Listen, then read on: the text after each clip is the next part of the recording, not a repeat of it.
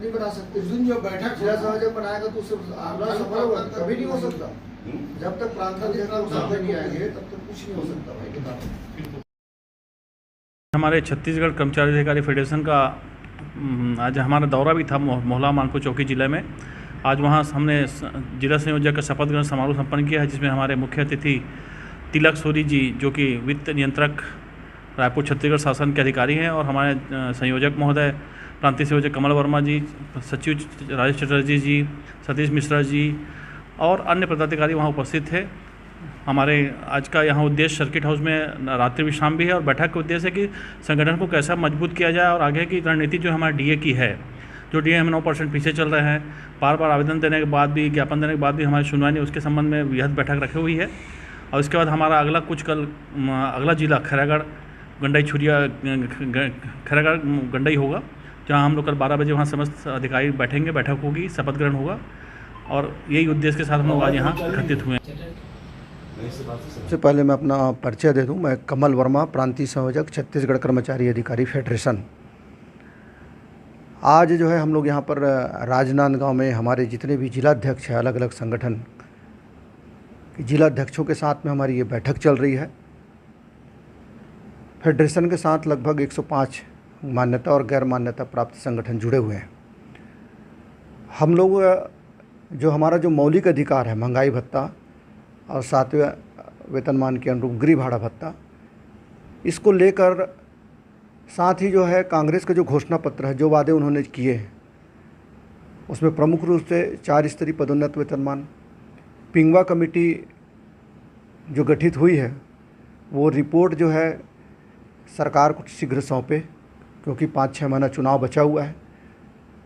और इन्हीं मुद्दों को लेकर हम लोग आश्वासन नहीं समाधान आंदोलन कर रहे हैं। 2 चरण का आंदोलन हो चुका है। 3 मार्च को आंदोलन किए, उसके बाद रायपुर में जंगी प्रदर्शन हमने किया 18 मार्च को।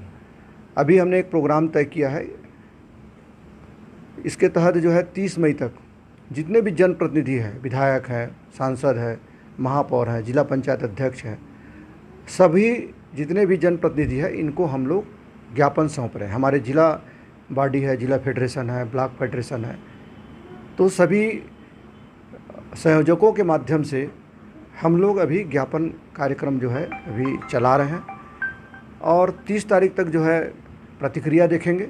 सारे जनप्रतिनिधि अपनी अपनी जानकारी जो हमारी मांग है, इसको हम शासन तक पहुंचा रहे हैं।